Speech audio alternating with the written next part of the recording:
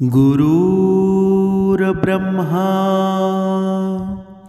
गुरुर्विष्णू गुरुर्देव महेश्वरा सद्गुरु साक्षात परब्रह्मा तस्मै श्री सद्गुरुवे नमः। जय जय रघुवीर समर्थ श्रीराम समर्थ। सद्गुरु चरणांना नतमस्तक होऊन आपण या शुभ्र सकाळच्या तेजोमय वातावरणामध्ये या निरूपणास सुरुवात करूया। मायबाप सज्जनांचं स्वागत आहे। आज आपण या निरूपणामध्ये पाहणार आहोत की आपल्याला माहीतच आहे की ज्या परमेश्वरामुळं ज्या भगवंतामुळं सर्व हे जग आहे ना ते प्रकाशमय होतं, ते म्हणजे सूर्यदेव आहेत ना। आणि या सूर्यदेवाला जेव्हा आपण सकाळी सकाळी उठतो, जेव्हा ब्रह्ममुहूर्तावर उठून उपासना करतो आणि उपासना झाल्यावर बघा आपण जेव्हा सूर्यदेव उगवतो ना तेव्हा सूर्यदेवाला जल अर्पण करतो। बघा काही जण करत सुद्धा नसतील, पण जे सूर्यदेवाला हे जल अर्पण करतात ना, नक्की हे जल अर्पण केल्याचा नक्की मनुष्याला फायदा काय होतो? मनुष्याच्या जीवनामध्ये हे जल अर्पण का करावं आणि प्रत्येक मनुष्याच्या आयुष्यामध्ये प्रत्येकाने हे सूर्यदेवाला हे जल अर्पण का करावं याचं सर्व उत्तरं आहेत ना या निरूपणामध्ये तुम्हाला मिळणार आहे। आपण पाहिलं सुद्धा असेल की मनुष्य भक्तिमार्ग सुद्धा करतो, सर्व गोष्टी कर्मामध्ये सुद्धा राहतो, तरी सुद्धा त्याच्या जीवनातील दुःख असताना ते संपायला मार्ग निघत नाही। म्हणजे ते दुःख आहे ना निरंतर त्याला त्रास देत असतं। आणि मग आपण म्हणतो की मागच्या जन्मीचे जे कर्म आहेत ना त्याचे हे भोग आहेत, आणि हे नक्की सुद्धा असेल। पण समर्थांनी सांगितलेलं आहे ना की या शास्त्रामध्ये असं सांगितलेलं आहे की जीवनामध्ये अशा काही गोष्टी असतात ना की त्या मनुष्याने जर केल्या ना, किंवा वास्तुशास्त्रसुद्धा असू शकतं, आणि त्याच्यापैकी हे सूर्यदेवाला जल अर्पण करणं हे एक कार्य आहे ना, जर मनुष्याने निरंतर केलं तर तुमच्या जीवनामध्ये आमूलाग्र बदल घडल्याशिवाय राहत नाही। आणि हे ज्यांच्यासाठी आहे ना, ज्यांचे कर्मावर लक्ष आहे, कर्म सुंदर आहेत, भक्तिमार्गामध्ये सुद्धा आहेत, आणि तरीसुद्धा तुमच्या जीवनामध्ये साडेसाती असेल तर हे तुम्ही नक्की करायला हवं। भगवान श्रीकृष्ण सांगतात सूर्यदेवाला असं जल कधीही अर्पण करू नका। बघा आपण पाहिलं असेल काही लोक वेगवेगळ्या पद्धतीने हे जल अर्पण करत असतात, पण हे नक्की जल आहे ना ही योग्य पद्धत कोणती आहे ते सुद्धा आपण जाणून घेणार आहोत। एकदा नारद मुनी भगवान श्रीकृष्णांकडे आले आणि त्यांना विचारू लागले, प्रभू सूर्याला पाणी देण्याचं औचित्य काय आहे बरं? सूर्याकडे पाणी का दिलं जातं बरं? सूर्याला पाणी देण्याचे फायदे काय आहेत बरं? आणि सूर्याला पाणी देण्याची उत्तम पद्धत कोणती आहे? तेव्हा भगवान श्रीकृष्ण नारदजींना म्हणतात, हे देवर्षी तुम्ही समस्त मानवजातीच्या या कल्याणासाठी योग्य प्रश्न विचारलेला आहे, आणि सूर्यदेवाची उपासना आहे ना अत्यंत शुभ आणि फळदायी आहे। प्रत्येक व्यक्तीनं सूर्याला जल अर्पण करावं। हे देवर्षी याबाबत तुम्हाला अतिशय योग्य पवित्र कथा सांगतो, ज्यामुळं तुमच्या सर्व प्रश्नांची उत्तरं देखील मिळतील।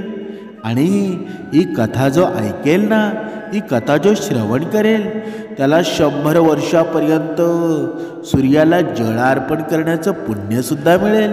तुमच्या सर्वांच्या लक्षात असू द्या, ही कथा आहे ना श्रीकृष्ण स्वारी देवर्षी नारद मुनींना सांगत आहेत। एकदा अतिशय प्राचीन सुंदर नगरी होती, आणि त्या शहरामध्ये ब्राह्मण विनायक आणि त्याची पत्नी प्रभावती सोबत राहत होता.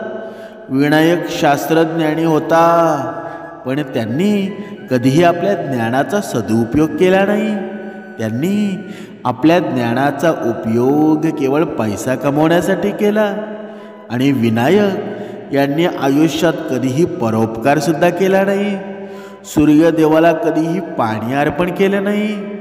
ते अत्यंत स्वार्थी होते आणि परोपकारीसुद्धा होते.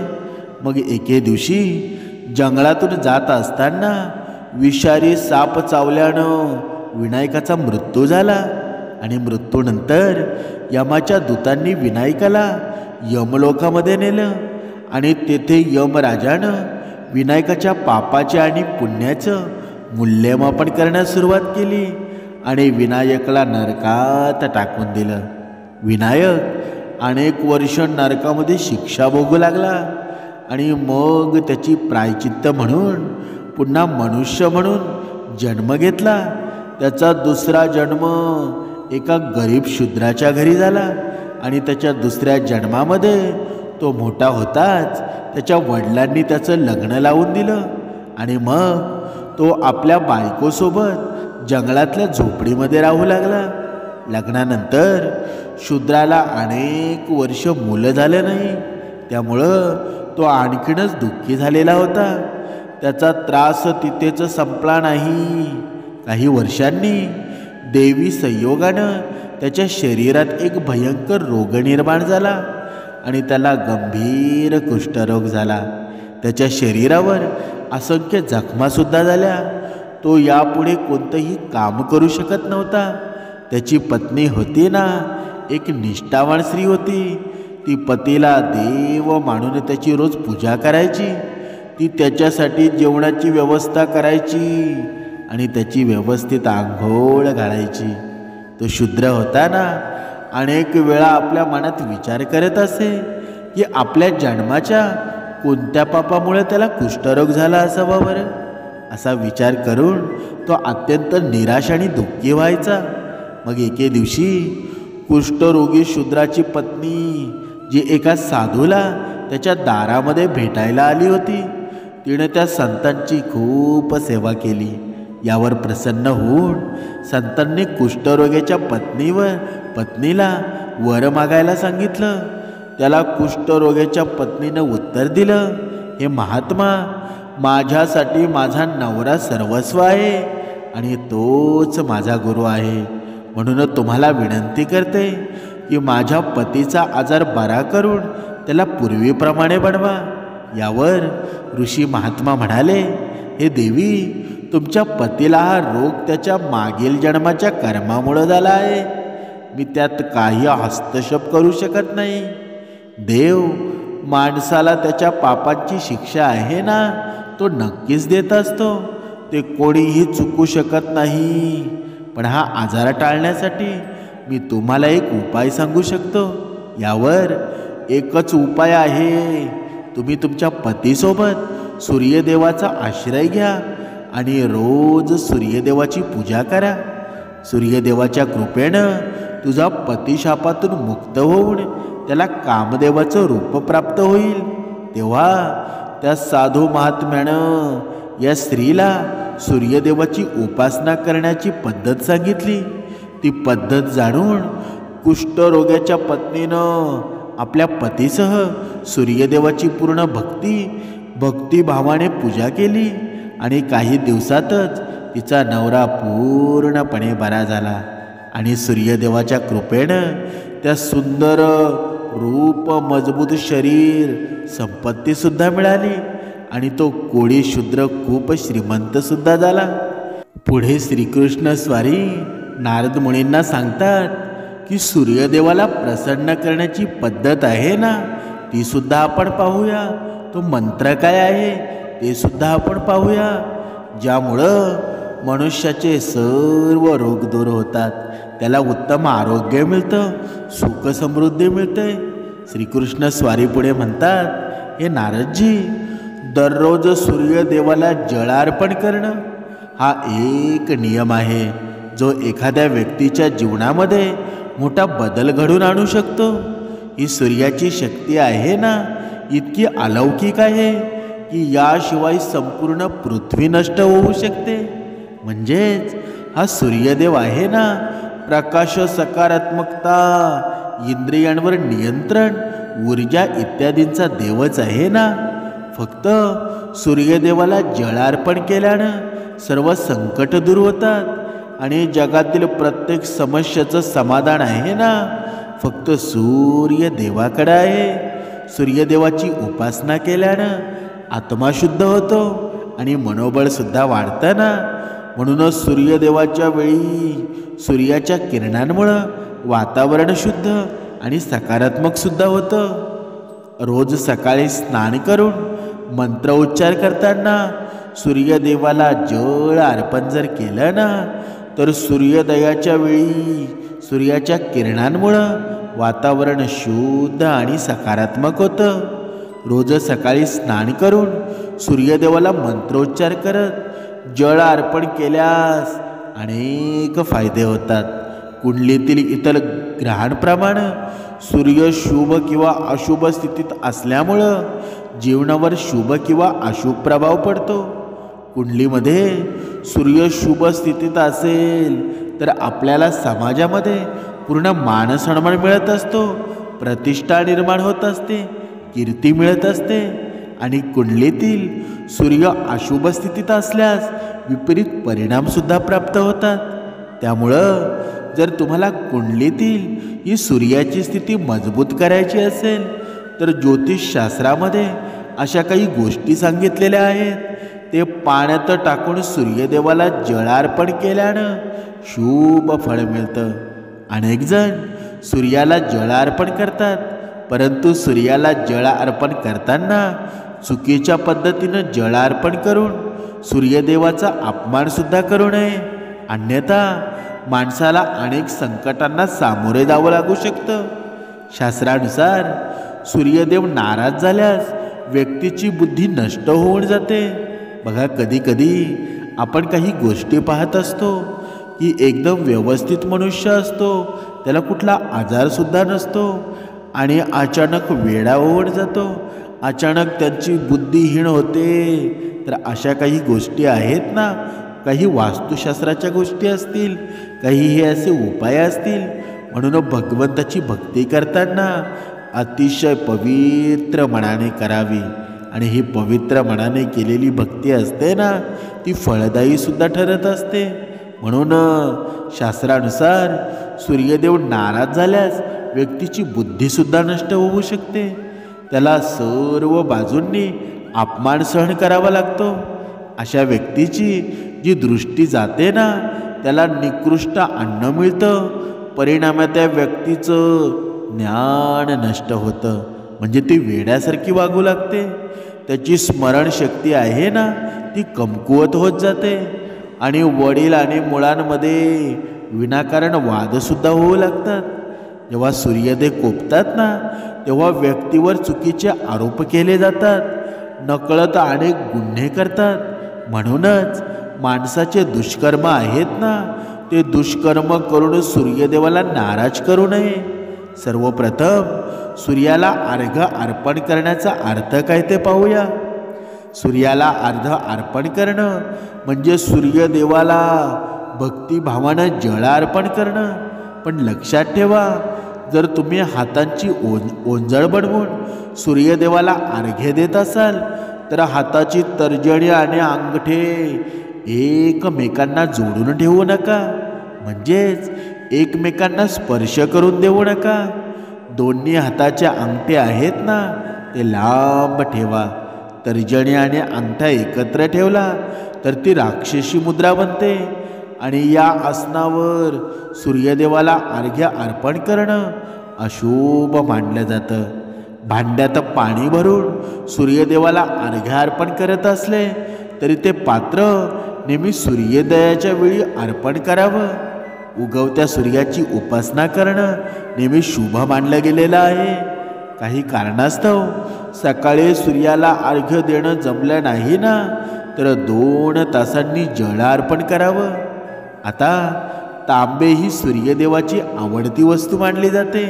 त्यामुळं सूर्याला जळ अर्पण करण्यासाठी फक्त तांब्याचे भांडे वापरावं. इतर धातूच्या पात्रामध्ये सूर्याला अर्घ्य अर्पण करून काहीच फायदा होत नाही. कारण या जगाला प्रकाशित करणं, त्याचं संचालन करणं, शरीराला त्याच्या तेजानं प्रकाश देणं आणि पोटातील अन्नजठराच्या आगीमध्ये रूपांतर पचवणं हे कामं आहेत ना, ते भगवंतानं सूर्यावर सोपवलेली आहेत. या कारणास्तव तांब्याच्या भांड्यात ठेवलेले पाणी प्यायल्यानं माणूस पोटाशी संबंधित म्हणजे आजारांपासून मुक्त होतो. ते तांब्याची पात्र आहे ना, गंगा जलानं किंवा पवित्र नद्यांना पाणी भरावं हे शक्य नसेल तर शुद्ध पाणी वापरावं. या अर्घ्य आहे ना, ते कधीही नुसत्या पाण्यानं अर्पण करू नये. मुख्यतः कोणतेही लाल फूल, लाल चंदन आणि अक्षता पाण्यासोबत पात्रात टाकावे. सूर्यदेवाला हे जळ अर्पण करण्याची योग्य वेळ म्हणजे सूर्य जेव्हा लाल असतो ना, म्हणजे सकाळी जेव्हा सूर्य लाल दिसतो तेव्हा त्यावेळी या अर्घ्य दिल्यानं उत्तम फळ मिळतं. जर एखाद्या व्यक्तीनं सूर्याची पूजा करण्याचा संकल्प केला असेल तर हा संकल्प आहे ना, कधीच मोडू नका. आपण जेवढ्या दिवसांचा संकल्प केला आहे तेवढे दिवस सूर्याला अर्घ्य द्यावे. संकल्प पूर्ण करता येत नसेल ना तर असा संकल्प करू नये. यामुळं बघा आपली सुद्धा अधोगती होत असते आणि आपला परमेश्वरावरचा विश्वास असतो ना, तो सुद्धा ढासळत जातो. पुढे श्रीकृष्ण नारद मुनींना म्हणतात, सूर्यदेवाला महिमा अपरंपार आहे. आपण दररोज त्याचं आभार मानले पाहिजेत. परंतु मुख्यतः रविवार आहे ना, हा सूर्यदेवाचा दिवस मानला जातो. त्यामुळं कुंडलीतील सूर्यदोष काढून टाकण्यासाठी हा रविवार विशेषतः सूर्यदेवाचं व्रत करायला हवं. सूर्याशी संबंधित वस्तूंचं दान करायला हवं. सूर्यदेवाशी संबंधित वस्तू किंवा तांबे, गहू, गूळ, चंदन, पिवळ्या रंगाचे कापड इत्यादी रविवारू वस्तूंचे दान केल्यानं व्यक्तींचे सर्व दुःख दूर होऊन जातात. जर ती व्यक्ती आजारी असेल किंवा घरी असेल, जर व्यक्ती आजारी असेल ना तर घराचं दोष निर्माण होत असेल, तर धागा असेल किंवा इतर कोणतीही समस्या असेल, त्यामुळं तो सूर्यदेवाला अर्घ्य देऊ शकत नसेल. यासाठी शास्त्रात मानसपूजेची तरतूद आहे. म्हणजेच सूर्यदेवाला आपल्या मनातच अर्घ्य देऊ शकता. आणि जर काही कारणास्तव सूर्यदेव दिसत नसेल तर त्याचे स्मरण करा. तुम्ही पूर्वेकडे तोंड करून त्यांना अर्घ्य देऊ शकता. पण सूर्याला प्रार्थना करण्याचा तुमचा संकल्प कधीही मोडू नका. अशा प्रकारे भगवान श्रीकृष्णांनी सूर्यदेवाला अर्घ्य अर्पण करण्याची ही पद्धत आहे ना, आणि सूर्यदेवाला अर्घ्य अर्पण करण्याचा मंत्र सांगितलेला आहे. ओम सूर्याय नमः. ओम सूर्याय नमः. ओम सूर्याय नमः. असा 3 वेळा मनामध्ये हा मंत्र उच्चार करून सूर्याला अर्घ्य अर्पण करायचं आहे. जर तुम्ही 21 दिवसाचा हा संकल्प केलेला असेल तर 21 दिवसापूर्ण जल अर्पण करायचं आहे. किंवा तुम्ही जसा संकल्प कराल ना तेवढा त्याचा तुम्हाला फायदा होणार आहे. आणि जर निरंतर तुमच्या आयुष्यामध्ये रोज तुम्ही सूर्यदेवाला जल अर्पण करत असाल तर तुमच्या जीवनामध्ये नक्कीच त्याचे परिणामसुद्धा दिसून येतील. त्याचं फळसुद्धा तुम्हाला प्राप्त होईल. म्हणून आयुष्यामध्ये समर्थांनी सांगितलंच आहे ना, मनुष्याच्या आयुष्यामध्ये अडचणी काही कमी आहेत का बरं? पण मनुष्य आहे ना सुखाच्या शोधामध्ये आहे. जिथे त्याला चांगलं वाटेल ना त्यांनी ते करावं, पण भक्तिमार्ग सोडून काही करू नये. म्हणूनच समर्थांनी सांगितलंच आहे ना, की मनुष्याला ज्या गोष्टीमुळे त्याला सुख मिळतं, ज्या अध्यात्मामुळे त्याला सुख मिळतं ते सुद्धा करायला हवं. 2 वेळची उपासना सुद्धा करायला हवी. तर तुमच्या आयुष्यामध्ये आहे ना समाधान सुद्धा मिळेल आणि फळप्राप्ती सुद्धा होईल. म्हणून जास्त चिंता करत बसू नका. जर तुम्हाला भक्ती मार्ग करून सुद्धा तुमच्या आयुष्यामध्ये जर दुःख असतील ना तर शांत राहा, संयम बाळगा. कारण समर्थ आहेत ना, वेळोवेळी तुम्हाला उपाय सांगतच असतात. जरी भक्ती मार्ग करून सुद्धा तुमच्या जीवनामध्ये दुःख असतील तरी सुद्धा वेळोवेळी तुम्हाला जागरूक करत असतात. म्हणून घाबरून जाऊ नका. कोणत्याही गोष्टीला आहे ना काळवेळ असतो. योग्य वेळ येते ना तेव्हा सर्व गोष्टी व्यवस्थित घडून जातात. पण तरीसुद्धा जर भक्ती मार्ग करून सुद्धा आपण दुःखी असू तर हे उपाय तुम्ही करणं गरजेचं आहे. तर तुमचं कल्याणच होईल. जय जय रघुवीर समर्थ.